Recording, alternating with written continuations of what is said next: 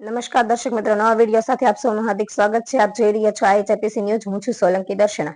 તારીખ 2/11/2025 રવિવારના રોજ મુનિ આશ્રમ હળમત્યા સંત શ્રી કાળુબાપુના આશીર્વાદથી 11મા સમૂહ લગ્ન તેમજ તુલસી વિવાહનું આયોજન કરવામાં આવ્યું હતું, જેમાં સંત કૃપા મંડળ તથા શિવ મંડળ તથા ઘેટી ગામના સમગ્ર ગ્રુપ તથા ઘેટી ગ્રામ્યજનો દ્વારા સહયોગ મળ્યો હતો, જેમાં સતત વરસાદ હોવા છતાં ગામના લોકોએ પૂરેપૂરો સપોર્ટ કર્યો હતો।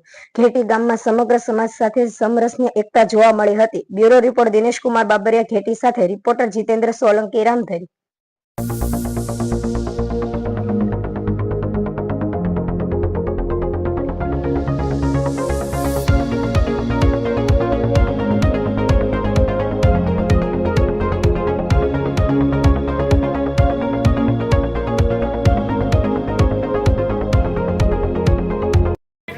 ભાઈ આપનું નામ શું છે? અમારા વરરાજા છે વિશાલભાઈ છે, અમારા કન્યા પક્ષમાંથી પલ્લવીબેન છે અને ખૂબ સારું અને સરસ કામ કર્યું છે। ગામ અને ગ્રામજનોનો ખૂબ ખૂબ આભાર માનીએ છીએ અને જે આ કાર્ય એમને કર્યું છે ખૂબ સરસ કાર્ય કર્યું છે। અને આ વરસાદની પરિસ્થિતિની અંદર આવા મોસમની અંદર જે આવું કાર્ય કરવું એ અશક્ય છે પણ શક્ય કરી બતાવ્યું।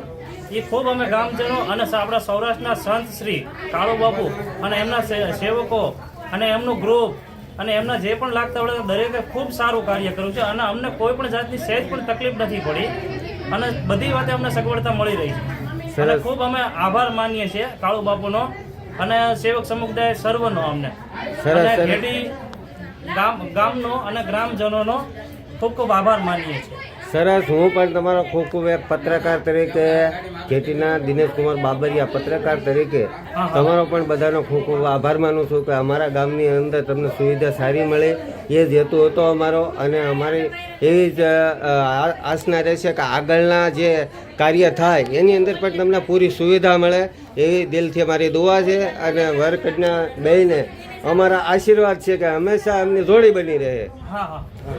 નામ શું છે? જયેશભાઈ। તો આજની જે કાળુબાપુના સમૂહ લગ્ન જે ગામની અંદર ઘેટીની અંદર છે એના આયોજનની અંદર આપણને કેવી સુવિધા મળી છે? વરસાદ હોવા છતાં સારામાં સારી સુવિધા મળી। બરાબર, કોઈ જાતની તકલીફ? બરાબર છે। તો ગામનો સહયોગ અને સેવા સારી મળી છે, બરાબર। અનુસૂચિત જાતિના લોકો દ્વારા પણ આપણને સારી એવી સુવિધા મળી છે। ઓકે, સરસ, ધન્યવાદ। તમારું નામ શું છે બેન? નિરાલી બેન। તો આજે સમૂહ લગ્નમાં તમે જોડાણા છો, એમાં તમને કેટલો આનંદ થયો છે? ખૂબ આનંદ બોલો। ખૂબ આનંદ સરસ, નહીં